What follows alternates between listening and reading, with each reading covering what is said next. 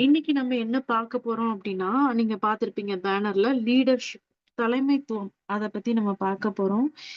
இது அப்போ வந்து ஒ ஒரு பாஸ்டர் இல்ல ஏதாவது ஒரு ஊழியத்துல இருக்கிறவங்க லீடர்ஸ் தான் இத கேட்கணுமா? அப்படின்னா, முதல்ல லீடர்ஸ்னா யாருன்னு நம்ம புரிஞ்சுக்கணும். ஆண்டவர் வந்து நம்ம ஒவ்வொருத்தரையும் லீடரா அழைச்சிருக்காரு. நம்ம ஊழியத்துல இருக்கோமோ, இல்லையோ நம்ம ஏதோ ஒரு இடத்துல நம்ம ஒரு லீடரா தான் இருப்போம். இங்க இருக்க ஒவ்வொருத்தரும் நான் வந்து சண்டே கிளாஸ் ஊழியத்துக்கு வரும்போது ஆண்டவர் எனக்கு கொடுத்த காலிங் என்ன அப்டின்னா, நீ வந்து இருக்கிற ஒரு குழந்தைய ஒரு குழந்தைன்னு பார்க்கக்கூடாது. ஏன்னா அவங்க ஒரு லீடர். அவங்க மூலமா நெறைய பேர் இருப்பாங்க. அவங்க நெறைய பேர லீட் பண்ணுவாங்க அப்படின்னு சொன்னோனே, நான் ரொம்ப வந்து அவங்களுக்கு நான் ஃபர்ஸ்ட் டைம் அந்த பெருங்குடியில சண்டே கிளாஸ் ஆரம்பிக்கிறப்போ 3 பசங்க இருந்தாங்க. அப்போ எனக்கு ஒரு சோர்வே இல்ல. ஏன் அப்டின்னா, அந்த 3 பசங்க கிடையாது. 3 லீடர்ஸ நம்ம உருவாக்கிட்டு இருக்கோம் அப்டின்னு சொல்ட்டு. அதுக்கப்புறம் கொஞ்சம் கொஞ்சமா கவுண்ட் வர ஆரம்பிச்சது. அதுக்கப்புறம் அவங்களுக்காக நான் ஒவ்வொரு நாளும் பிரேயர் பண்றப்பவும், அவங்க மட்டும் இல்ல. அவங்க ஒரு லீடர். எனக்கு அவங்கள வந்து என் மைண்ட்ல அவங்க ரொம்ப பெரிய இடத்துல இருந்தாங்க. அ அது அவங்களுக்கு மாத்திரம் கிடையாது. நம்ம ஒவ்வொருத்தர பத்தி நமக்கு ஒவ்வொரு நெனைப்பு இருக்கும். எனக்கு இது தெரியாது. நான் என்னவோ போயிட்டுருக்கேன். நான் எங்க வீட்ல சின்ன பொண்ணு. அப்படியெல்லாம் நெறைய எண்ணம் இருக்கும். ஆனா ஆண்டவர் வந்து நம்ம ஒவ்வொருத்தரையும் லீடரா தான் பார்க்குறாரு. லீடரா தான் அழைச்சிருக்காரு. ஏதோ ஒரு வகையில. இப்போ நம்ம ஒரு வீட்ல இருக்கலாம், குடும்ப தலைவியா இருக்கலாம், நம்ம பிள்ளைங்கள நம்ம லீட் பண்றவங்களா இருக்கலாம். இல்ல நம்ம ஆஃபீஸ்ல நம்ம கீழ ஒர்க் பண்றவங்க நம்ம ஃப்ரெண்ட்ஸ் இருக்கலாம், நம்ம ரூம்மேட்ஸ் இருக்கலாம், நம்ம கூட படிக்கிறவங்க இருக்கலாம். எல்லாருக்குமே வந்து நம்ம ஒரு ஸ்டெப் கொஞ்சம் ஆண்டவருக்குள்ள இருக்கிறதுனால, சில விஷயங்கள் நமக்கு ஆண்டவர் சொல்லிக் குடுப்பாரு. அவங்கள நம்ம லீட் பண்ற மாரி வைப்பாரு. அதனால நம்ம ஏதோ அவங்கள விட மேல அவங்க வந்து நமக்கு கீழ தான் இருக்கணும்ன்றது கிடையாது.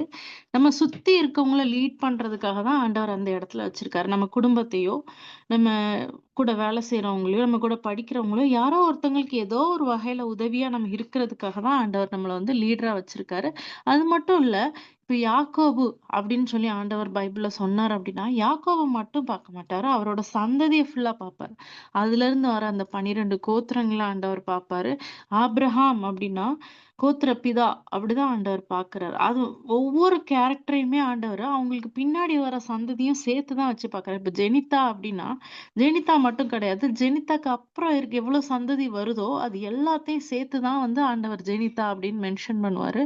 ஏன்னா, நான் தான் எனக்கு அப்புறம் வரவங்கள லீட் பண்ணணும். அதே மாரி ஒவ்வொருத்தரும் லீடரா இருக்கோம். இந்த லீடரா இருக்கணும் அப்டின்னா என்ன அர்த்தம்? ஆ எல்லாரையும் வேல வாங்கிட்டு, அதிகாரம் பண்ணிட்டு நம்ம இருக்கணுமா? இல்ல எப்படி இருக்கணும் அப்டின்னு சொல்லி இன்னைக்கு நம்ம பார்க்க போறோம். நமக்கு இருக்கவே இருக்கார் ரோல் மாடல். நம்ம ஜீசஸ். அவங்க நமக்கு ரோல் மாடலா இருக்கிறதுக்காக தான் இந்த உலகத்துக்கே இறங்கி வந்தாங்கல்ல. அவங்க இந்த உலகத்துக்கு வராம இருந்திருந்தாங்க அப்டின்னா, நமக்கு லீடர்ஷிப்னா நம்ம என்ன நெனைச்சுட்டு இருப்போம்? மேல ஒருத்தர் இருந்துட்டு, நம்மள கீழ அவர் சொல்ற அந்த 10 கட்டளைகள செய்றணும். அதுதான் வந்து லீடர்ஷிப் அப்படின்னு சொல்லி நெனைச்சுட்டு இருப்போம். இப்போ எக்ஸாம்பிள் எடுத்துக்கோங்களேன். இப்போ ஒரு வண்டியில போயிட்டுருக்கோம். இப்ப தேர் அடிச்சுக்கோங்க. தேர் எப்படி இருக்கு? தேர்ல வந்து ஒரு ஏதோ ஒருத்தங்கள ஒரு ஒரு ராஜா வச்சுக்கோங்க. ராஜாவோ, விக்கிரகமோ ஏதோ ஒண்ணு. ஒரு உயர்ந்த இதுல இருக்கிறவங்க இருப்பாங்க. மத்தவங்கலாம் இழுப்பாங்க. அப்படிதான் போயிட்டு இருந்துச்சு. அப்போ ஒரு ராஜா ஒரு தேர்ல இருக்காரு. எல்லாரும் இழுத்துட்டு இருக்காங்கன்னு வைங்க. திடீர்னு அந்த ராஜா இறங்கி இழுக்க முடியல கஷ்டமா இருக்கு அப்படின்னா, திடீர்னு அந்த ராஜா இறங்கி வந்து அவங்களுக்கு முன்னாடி போய் தேர இழுத்தா எப்படி இருக்கும்? அந்த மாரி தான் வந்து ஜீசஸ் இறங்கி வந்தாரு. அதுதான் லீடர். லீடர்ங்கிறவங்க வேலை வாங்குறவங்க கிடையாது. நம்ம கூட சேர்ந்து வேலை செஞ்சு நமக்கு இன்ஸ்ட்ரக்ஷன் குடுக்குறவங்க. எப்படி வேலை செய்யணும்னு கற்றுக் குடுக்குறவங்க தான் லீடர். அதே குவாலிட்டி நமக்கும் வேணும் அப்படின்னு சொல்லி ஆண்டவர் எதிர்பார்க்கிறாரு.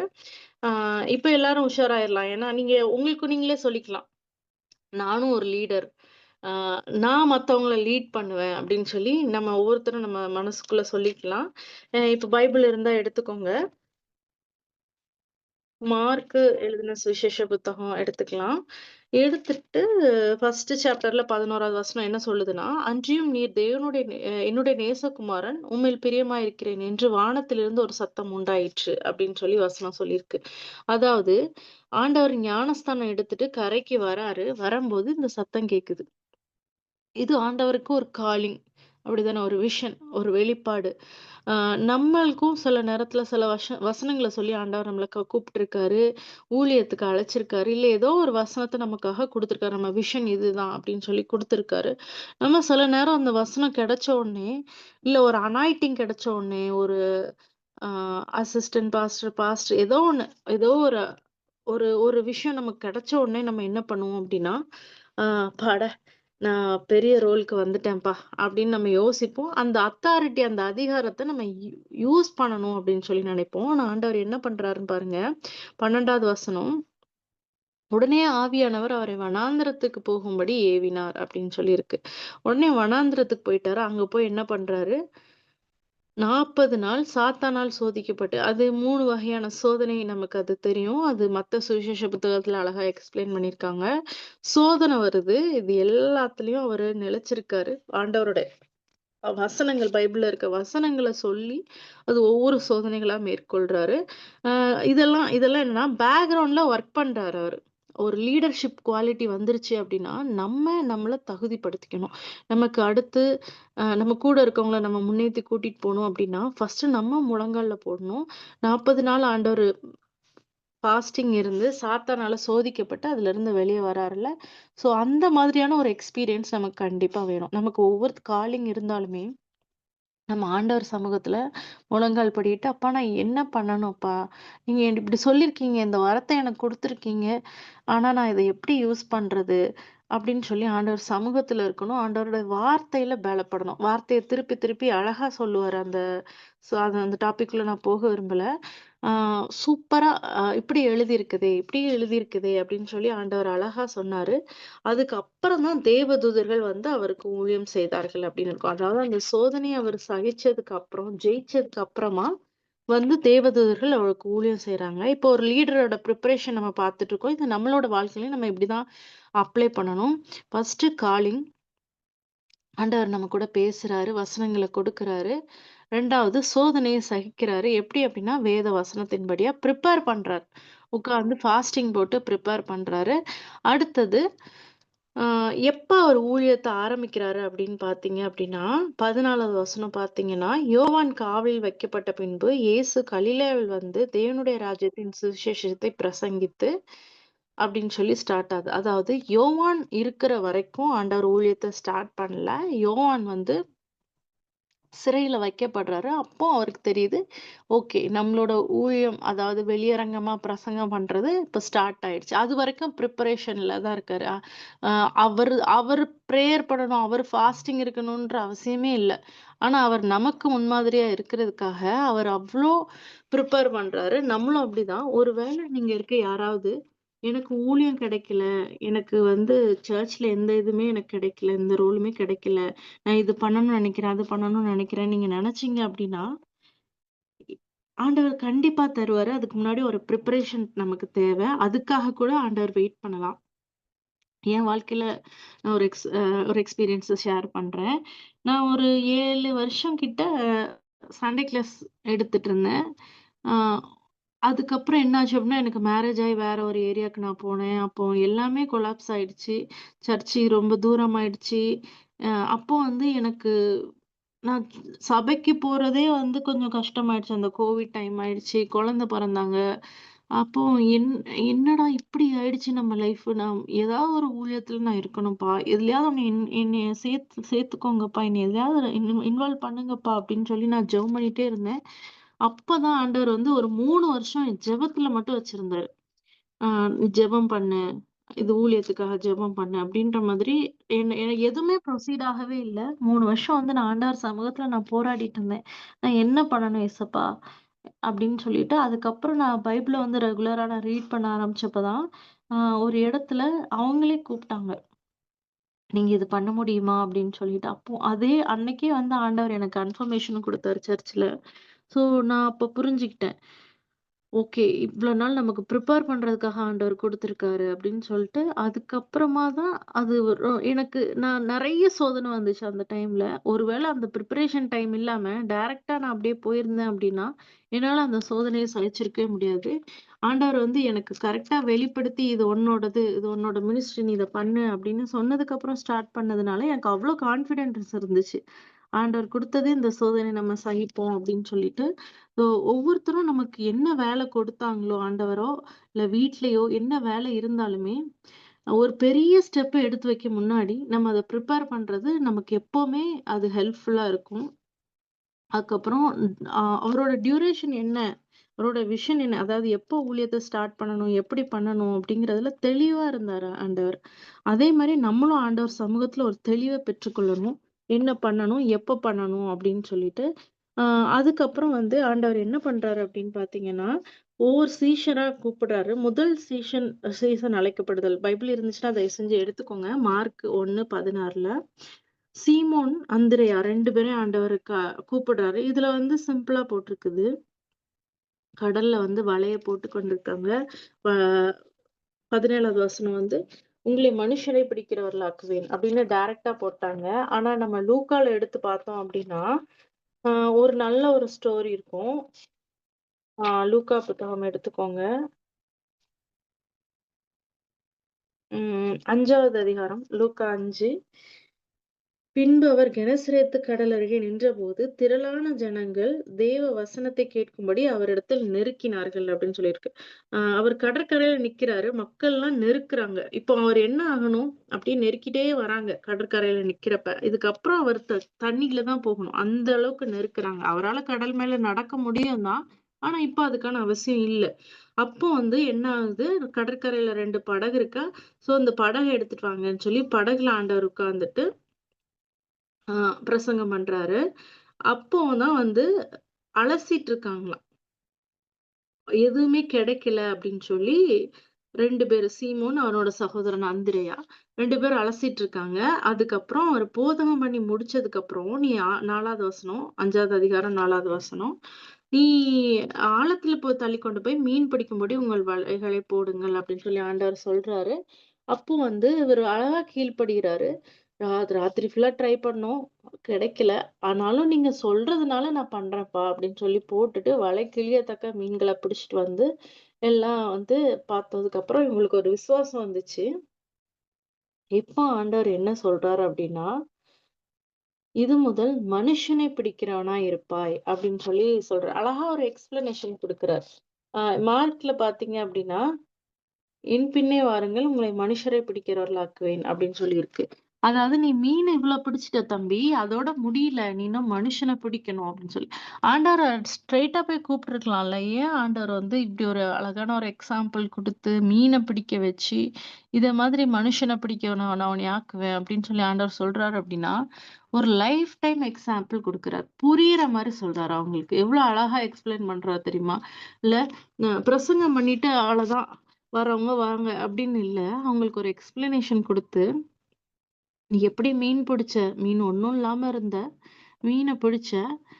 அது மாதிரி நான் உன்ன மனுஷனையும் பிடிக்கவனாக்குவேன்." அப்படின்னு சொல்லி ஒரு பிராக்டிகல்ன்னு சொல்லுவாங்கல்ல. நம்ம ஸ்கூல்ல, காலேஜஸ்லலாம் பிராக்டிகல் எக்ஸாம்பிள் வந்து ஆண்டவர் குடுத்து அழகா கூட்டிட்டு வராரு. ஒரு லீடரா இருக்கிறவங்க மத்தவங்களுக்கு நம்ம தெளிவா இருக்கணும். மத்தவங்களுக்கு லைஃப் எக்ஸ்பீரியன்ஸ் குடுத்து நம்ம எக்ஸ்ப்ளைன் பண்ணணும். அவங்களுக்கு அ ஆண்டவர் பார்த்தீங்க அப்டின்னா, நெறைய உவமை யூஸ் பண்ணியிருப்பாரு. அதாவது நான் ஏற்கனவே அத பத்தி நான் பேசியிருக்கேன். அ உலகத்துல இருக்க ஸ்டோரில, பரலோகத்துல இருக்கிற மீனிங்க உள்ள புகுத்தி சொல்றது. தெரியாதுல்ல பசங்களுக்கு இப்ப நம்ம கிளாஸ் எடுக்க போறோம்னு வைங்களேன். அ 5 அப்பம் 2 மீன்கள கொண்டு 5000 பேரை போஷித்தார் அப்டின்னும் எடுக்கலாம். இல்ல அவங்களுக்கு வந்து ஒரு 5 அப்பத்தையும், மீனையும் எடுத்துட்டு போய் கண்ல காட்டி, "எப்படி எத்தன பேர் சாப்பிடலாம் இத?" அப்படின்னு சொல்லி சாப்பிட குடுத்து, எல்லாருக்கும் நெறஞ்சுதா வயிறு? இல்ல. அப்படிதான் இருக்கும். நம்மளோட கெப்பாசிட்டி அவ்வளோதான். ஆனா ஏசப்பா வந்தாங்க அப்படின்னா, அத ஆசீர்வதிச்சு எல்லாருக்கும் குடுப்பாங்க. அப்படின்னு சொல்லி நம்ம எக்ஸ்பிளைன் பண்ணா அவங்களுக்கு எவ்வளோ சூப்பரா புரியும்ல. அது மாரி தான் ஜீசஸ் வந்து இங்க ஒரு லைவ் டெமோ காமிச்சு 2 பேர கால் பண்றாங்க. சீமோனையும், அந்திரேயாவையும். ஆ அது மாத்திரம் இல்ல. நான் ஏற்கனவே நெறைய உவமைகள். நீ நீங்க படிச்சு பார்த்தீங்கன்னா, அவ்ளோ சூப்பரா அதுக்கு முன்னாடி யாரும் இவ்ளோ உவமையில பேசுனாங்களான்னு எனக்கு தெரியல. அவ்ளோ அழகா அவங்களுக்கு புரியணுங்கிறதுக்கு அவங்க மேல கன்சர்னோட அவங்க எல்லாமே பண்றாங்க. நம்ம ஒரு ஊழியத்திலயோ, நம்ம ஒரு லீடரா இருக்கும்போதோ, நம்ம அதிகாரத்திலயோ ரொம்ப தோரணையாவும் நம்ம பேசி மற்றவங்களுக்கு புரிய வைக்கிறத விட, அவங்களுக்கு என்ன இருக்கு அவங்கள்கிட்ட அப்படின்னு சொல்லி, அவங்களுக்கு புரிய வச்சு ஆண்டவரோட அன்ப எக்ஸ்பிளைன் பண்றது வந்து ரொம்ப எஃபெக்டிவா இருக்கும். நம்ம இப்போ ஒரு வீட்டோட தலைவனா இருக்கோம்னு வைங்களேன். இப்ப என் பொண்ணு இருக்கா. "நீ இப்படி பண்ணவே கூடாது. நீ வந்து இப்படிதான் இருக்கணும்." அப்படின்னு நான் ரூல்ஸ் போடுறது ஒரு வகையான அ ஆ ஆளுமை. இன்னொன்னு வந்து என்ன அப்டின்னா, "நீ இப்டி பண்ணுனா இப்டி ஆயிரும்மா. அதனால நீ இப்டி பண்ணாத. உனக்கு தானே கஷ்டம். ஸோ இத நீ பண்ணி பாரு, தப்பாயிடும். அதனால தான் சொல்றேன்." அப்டின்னு நம்ம எக்ஸ்ப்ளைன் பண்ணா எவ்ளோ அழகா இருக்கும். அப்படிப்பட்ட ஒரு நம்ம மேல கன்சர்ன் உள்ள ஒரு லீடர தான் நம்ம வொர்ஷிப் பண்றோம். ஸோ நம்மளோட அப்ரோச்சும் அப்டிதான் இருக்கணும். மிரட்டியோ, உருட்டியோ எல்லாரையும் ஆண்டவர ஏத்துக்க வைக்க முடியாதுங்க. அந்த காலம்லாம் முடிஞ்சிருச்சு. யாருக்கு நம்மளோட அன்புனால, நம்ம அவங்களுக்கு புரியிற மாரி சொல்றதுனால மட்டும் தான் நம்ம ஒரு லீடரா இருக்க முடியும். அதுக்கப்புறம் பார்த்தீங்க அப்டின்னா, பெர்ஃபார்மிங் மிராக்கிள்ஸ் அதாவது அநேக மிராக்கிள்ஸ் ஆண்டவர் செய்றாரு. அதுல லைனா நம்ம பார்த்தோம் அப்டின்னா, பேதுருவோட மாமிய சுஸ்தமாக்குறாரு. அநேகர சுஸ்தமாக்குறாரு. அசுத்த ஆவிய தொரத்துறாரு. குஷ்டரோகிய வந்து சுத்தமாக்குறாரு. இது எல்லாம் பண்ணிட்டு இருக்காரு.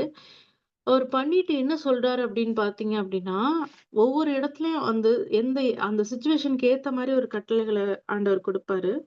அ மார்க் 1 43 பார்த்தோம் அப்படின்னா, அப்பொழுது அவர் அவனை நோக்கி, "நீ இதை ஒருவருக்கும் சொல்லாதபடிக்கு எச்சரிக்கையா இரு" அப்படின்னு சொல்லி ஆண்டவர் சொல்றாரு.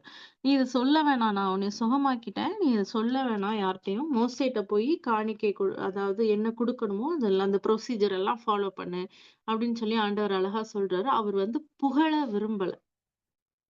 எவ்ளோ மிராக்கிள் பண்ணுனாலும், அவர் வந்து நம்மளோட பேரு வெளிய வரணும் அப்படின்னு சொல்லி ஆண்டவர் அதுக்கான முயற்சி எடுக்கல. ஆனாலும் அது வந்து பிரசித்தம் ஆயிடுச்சு. ஒரு லீடர் அப்படிதாங்க இருக்கணும். நான் இத பண்றேன், அத பண்றேன்னு சொல்றத விட, எனக்கு இந்த வரங்கள் இருக்கு அப்படின்னு சொல்றத விட, அந்த வரங்கள் செயல்படணும். அதுவா வந்து வெளிய போகும். சில நேரத்துல நம்ம வந்து கொஞ்ச நாள் ஆனதுக்கப்புறம், நான் இதெல்லாம் நல்லா பண்ணிட்டுருக்கேன். இந்த இந்த வரம் என்கிட்ட இருக்கு அப்படின்னு சொல்லி நம்ம பிரசித்தப்படுத்த ஆரம்பிச்சுர்றோம்ல. அது அத விட நம்மளோட நற்கிரியை பிரசித்த பண்ணப்படும். அதுவே பண்ணப்படும். அதாவது ஆண்டவர் சொல்லக்கூடாதுன்னு சொன்னாலும் அது வெளிய போயிடுச்சுல்ல. அதே மாதிரி ஒவ்வொரு அற்புதங்களும் பார்த்தீங்கன்னா, அப்படியே அவர் இருந்த இடம் முழுவதும் எல்லார்ட்டயும் போய் திரளான ஜனங்கள். எங்க போனாலும் கூட்டம் தான். ஏன்னா, அவர லீடரா எல்லாரும் ஏத்துக்கிட்டாங்க. நம்மள லீடரா எல்லாரும் ஏத்துக்கணும் அப்டின்னா, நம்ம நம்மள நம்மள பத்தி பெருசா பேசுறதுனாலயோ, அதெல்லாம் நடக்காது. அதுவா நடக்கும். ஆண்டவர் சொல்லியிருக்காரு. இன்னும் கடைசி காலத்துல அதிகமா நடக்கும். நம்ம ஒவ்வொருத்தரும் இப்ப நம்ம 5 பேர், 6 பேரா இருக்கலாம். ஆனா, நம்ம இப்ப பேசுறது வந்து YouTubeல எல்லாத்துலயும் அப்லோட் பண்ணுவாங்கல்ல. நமக்கு அடுத்த ஜெனரேஷன் அத கேட்பாங்க. யாருக்காவது ஒருத்தருக்கு பிரயோஜனமா இருக்கும். ஆண்டவர் வார்த்தை வந்து என்னைக்குமே வீணா போகாது. அதனால நீங்க பண்ற ஊழியத்த குறித்து இது பிரசித்தம் பண்ணப்படலையே, இது பெருசா ஆகலையே, நான் இப்படியே தான் இருக்கணுமா? என்னை குறித்து யாரும் தெரிஞ்சுக்க மாட்டாங்களா? அப்படின்னு நீங்க நெனச்சீங்க அப்படின்னா, ஆண்டவர் உங்களுக்கு என்ன சொல்லியிருக்காரோ, அத மாத்திரம் செய்யுங்க. பிரசித்தம் வந்து அதுவே நடக்கும். ஆண்டவர் கனம் பண்ண விரும்புகிற மனுஷன எப்படி கனம் பண்ணுவாரு அப்படின்றது லாஸ்ட்ல நமக்கு தெரியும். பிரசித்தம் பண்றது, புகழ விரும்பாத ஒரு ஊழியம் ஆண்டவர் பண்ணாரு. அப்படிதான் இருக்கணும் ஒவ்வொரு தலைவரும். நம்மளும் அப்படிதான் இருக்க போறோம். அதுக்கப்புறம் பார்த்தீங்கன்னா, ஃபாஸ்ட்டாவே போறேன். அ ஆண்டவர் சீடர்களோட கால்கள கழுவுனாரு. எவ்ளோ ஒரு கீழ போயிட்டாரு பாருங்களேன். ஆண்டவர் வந்து இத விட ஒரு நல்ல லீடர் யாருக்குமே கிடைக்க மாட்டாருங்க. நம்ம ஒவ்வொரு குரூப் ஆஃப் பீப்பிளும் ஒவ்வொரு கடவுள் இருக்காங்க. ஒவ்வொரு தலைவர்கள் இருக்காங்க. அப்படிதானே? நம்ம மட்டும் இல்ல. ஒருவேள நம்ம சர்ச்சுக்கு போறதுனால நம்மள பத்தி மட்டும் நமக்கு தெரிஞ்சிருக்கலாம். வெளிய போய் பார்த்தீங்க அப்டின்னா, இப்போ ஒரு பழங்குடியின மக்கள்னு வச்சுக்கோங்களேன். அவங்களுக்குன்ட்டு ஒரு கல்ச்சர் இருக்கும். அவங்க ஒரு காட வணங்குவாங்க. அதுக்கேத்த மாதிரி அவங்க செட் ஆஃப் இது எல்லாமே இருக்கும். அப்படி இந்த உலகத்துல இருக்க எல்லா கடவுளையும் நீங்க யோசிச்சு பார்த்தீங்கன்னா, யாருமே இவ்ளோ தாழ்மையா இருந்திருக்க மாட்டாங்க. மத்தவங்க உயிர எடுக்கிறதுக்காக நெறைய கடவுள்கள் இந்த உலகத்துல வந்தாங்க. கடவுளா அவதாரம் எடுத்தாங்க அப்படின்னு சொல்லி ஒவ்வொருத்தரும் வணங்கிட்டு இருக்காங்க. ஒவ்வொருத்தரும் அ அத வந்து நம்பிக்கை கொண்டிருக்காங்க. ஆனா நம்மளோட தேவன் பார்த்தீங்க அப்படின்னா, உயிர கொடுக்கிறதுக்காக வந்தாரு. கீழ இறங்கிட்டாரு. இவர மாதிரி ஒரு எக்ஸாம்பிள் யாருமே செட் பண்ண முடியாது. அதுதாங்க நம்மளோட ஸ்பெஷாலிட்டி. நம்ம நெனச்சுட்டு இருக்கோம். மத்தவங்க கூட நம்ம போட்டி போடுறோம்.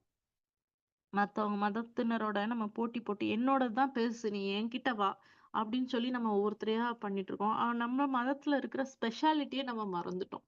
ஸ்பெஷாலிட்டியே தாழ்மை தான். இல்ல? அது எங்கேயுமே கிடையாது. இந்த அன்பு, இந்த தாழ்மை எங்கேயுமே கிடையாது. நம்ம ஒவ்வொருத்தரும் வளர்த்துக்கக்கூடிய ஒரு குவாலிட்டி அதுதான். ஆண்டவர் வந்து சீடர்களோட கால்கள கழுவுனாரு. யாரும் எக்ஸ்பெக்ட் பண்ண முடியாத ஒரு விஷயம். எந்த தலைவருமே பண்ணாத ஒரு விஷயம். ஒரு ஒரு அழகான எக்ஸாம்பிள். நீங்க வந்து இப்போ சிஎம்மா இருக்கிற ஒருத்தர வச்சுக்கோங்க. அவர் போனாலே கருப்பு பூனை படைன்னு வருவாங்க. அவர் மேல இடிக்கலாம் முடியாது நம்ம. அவர் வந்து ஒருத்தங்களோட கால்கள கழுவுறத நீங்க எக்ஸ்பெக்ட் பண்ணி பார்க்க முடியுமா? முடியாதுல்ல. ஆனா இவர் பண்ணாரு. ஏன்னா அவ்ளோ தாழ்மையா அவர் இருந்தாரு. அதையும் நம்ம ஒவ்வொருத்தரும் கற்றுக்கொள்ளணும்.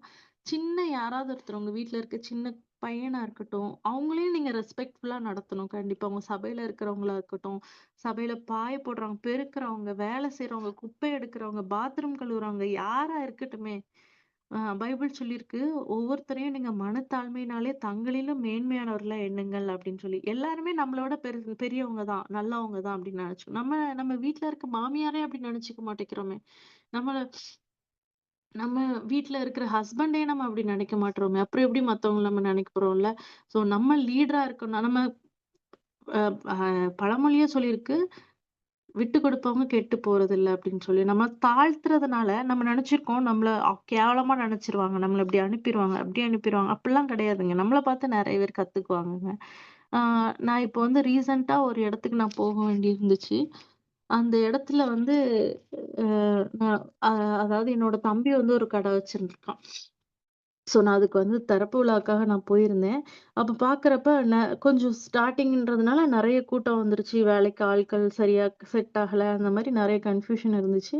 அப்போ வந்து எனக்கு அது நான் இப்போ அது பெருமைக்காகவும் நான் சொல்லல. எனக்கு அது சாதாரணமான விஷயமா தான் இருந்துச்சு. நம்ம வீட்ல என்ன பண்ணுவோம்? ஏதாவது கொட்டிருந்துச்சுன்னா போய் துடைப்போம்ல.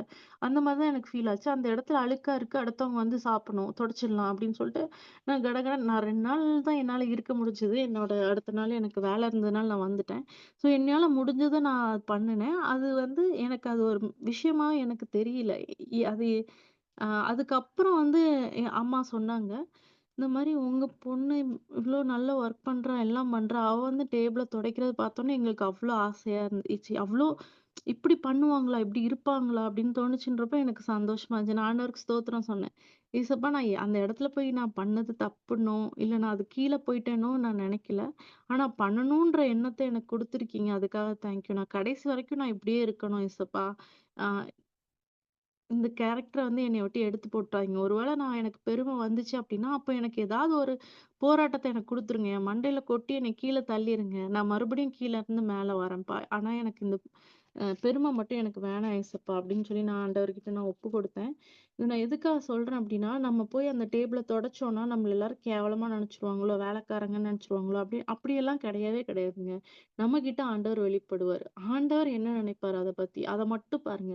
மத்தவங்க என்ன நினைப்பாங்கன்றது நமக்கு தேவையில்ல. ஒரு இடத்துல நம்ம இறங்கி போறதுனால ஆண்டவர் மகிமைப்படுவார் கண்டிப்பா. ஏன்னா, அவர் அததான் நமக்கு கற்றுக் குடுத்திருக்காரு. அவர் கால்கள கழுவியிருக்காரு. சிலுவையில நமக்காக ஜீவன குடுத்திருக்காரு. அவர் மாரி நம்ம ஜீவன மத்தவங்களுக்காக குடுக்க முடியாது. ஆனா, நம்மளால முடிஞ்ச அளவுக்கு நம்மள தாழ்த்தும்போது, கண்டிப்பா ஆண்டவர் நம்மள உயர்த்துவாரு ஒரு விஷயம். இன்னொரு விஷயம் ஆண்டவர் மகிமைப்படுவாரு. நம்ம ஒரு லீடரா அந்த இடத்துல இருப்போம். ஆ பைபிள்ல சொல்லியிருக்கு. ஒருத்தவங்க வந்து உயர்ந்த ஸ்தானத்துல இருக்கணும் அப்டின்னா, சேவை செய்யணும் அப்டின்னு சொல்லிட்டு. இவ்ளோ அழகான ஒரு டீச்சிங் இந்த உலகத்துக்கு வேற எந்த புத்தகத்தினாலயும் குடுக்க முடியாதுங்க. இத நீங்க எக்ஸ்பெரிமென்ட் பண்ணி பாருங்க. ஆண்டவர் இப்படிலாம் சொல்லியிருக்காரு, இதெல்லாம் நடக்குமா? அப்படின்னு சொல்லி. நம்ம ஒவ்வொரு இடத்துல வேலைக்கு போறப்போ, அம் இப்போ ஒரு டீச்சரா நம்ம இருக்கோம்னு வைங்களேன், ஸ்கூலுக்கு போய் ஒர்க் பண்றப்போ, இவங்களோட நம்ம பெரிய டீச்சரா இருக்கணும். அந்த மாரி தான் நம்ம நெனைக்கிறோமே தவிர, அவங்களுக்கு நம்ம எப்படி ஹெல்ப் பண்றது? பிள்ளைங்களுக்கு ஒவ்வொருத்தருக்கும் நம்ம எப்படி முன்மாதிரியா இருக்குது. அப்படி நம்ம யோசிச்சோம் அப்படின்னா, கண்டிப்பா கொஞ்ச நாள் நான் உங்களுக்கு சவாலா சொல்றேன். கொஞ்ச நாள் கழிச்சு அந்த வேலையில ஆண்டவர் உங்கள உயர்த்துவாரு. பெரிய இடத்துல வைப்பாரு. டைம் ஆயிடுச்சு. லாஸ்ட்டா ஒண்ணே ஒண்ணு மட்டும் சொல்லிர்றேன். எம்பவரிங் அதர்ஸ் அதாவது மத்தவங்களுக்கு அதிகாரம் குடுக்குறது. எந்த லீடருமே இத பண்ண மாட்டாங்க. தான் தான் ஃபர்ஸ்ட் இருக்கணும் அப்படின்னு சொல்லி நினைப்பாங்க. நமக்கு நல்லா தெரிஞ்ச ஒரு கட்சி ஆ நம்ம தமிழ்நாட்டுல. அது வந்து கரெக்ட்டான ஆ எம்பவர் பண்ணாததுனால, அவங்களுக்கு அப்புறம் யாரு வரணும் அப்படிங்கிறது கரெக்ட்டா சொல்லிக் குடுக்காததுனால, நம்ம உடைஞ்சு நிக்கிற காட்சிய நம்ம பார்த்துருக்கோம். அதேதான். நம்ம வந்து ஆண்டவர் வந்து என்ன சொல்றாரு, "என்னை விசுவாசிக்கிறவன் நான் செய்த கிரியை பார்க்கிலும் அதிகமானதை செய்வான்." இப்படி யாருமே சொல்ல மாட்டாங்கல்ல. தலைவர்னா என் பேரு தான் நிலைச்சிருக்கணும். நீ வந்து எனக்கு கீழ தான் இருக்கணும். அப்படிதான் நினைப்பாங்க. ஆனா ஆண்டவர் மட்டும் தான் சொல்றாரு, என்னைய விட பெரிய காரியத்த செய்யணும் அப்படின்னு சொல்லிட்டு. நம்மளும் அப்படிதான் இருக்கணும். நமக்கு கீழ இருக்கவங்கள கை தூக்கி விடணும். அவங்களுக்கு அதிகாரம் குடுக்கணும். நீ இத ட்ரை பண்ணேன். இத பண்ணி பாரு. உனக்கு நல்ல பேரு கிடைக்கும். அப்படின்னு சொல்லி அவங்களுக்கு நம்ம சொல்லிக் குடுக்கணும். அது நிச்சயமா நம்மளே ஒரு பெரிய லெவல் கொண்டு போகும். நம்ம ஒரு ஒரு கேதரிங்கா அப்படியே முன்னேறிட்டு வருவோங்க. ஆண்டவர் கண்டிப்பா நான் இத குறித்த ஒரு சாட்சிய நான் வந்து வருங்காலத்துல நான் சொல்லுவேன்னு விசுவாசிக்கிறேன். நான் அந்த ப்ராசஸ்ல இருக்கேன். எம்பவரிங் அதர்ஸ்ன்னு. ஸோ நம்ம ஒவ்வொருத்தரும் ஒரு லீடரா அடுத்த லெவலுக்கு நம்ம போறோம். ஆண்டவர் தாமே நம்ம ஒவ்வொருத்தரையும் ஆசீர்வதிப்பாராக. ஆமென்.